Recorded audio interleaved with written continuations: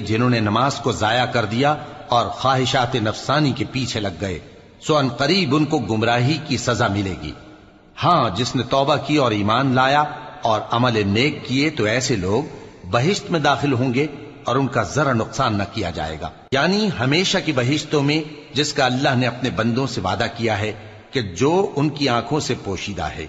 بے شک اس کا وعدہ نیکوکاروں کے سامنے آنے والا ہے، وہ اس میں سلام کے سوا کوئی بیہودہ کلام نہ سنیں گے اور ان کو صبح و شام کھانا ملے گا۔ یہی وہ جنت ہے جس کا ہم اپنے بندوں میں سے ایسے شخص کو مالک بنائیں گے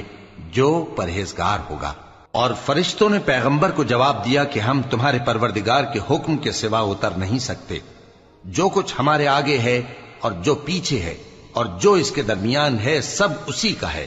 اور تمہارا پروردگار بھولنے والا نہیں، یعنی آسمان اور زمین کا اور جو ان دونوں کے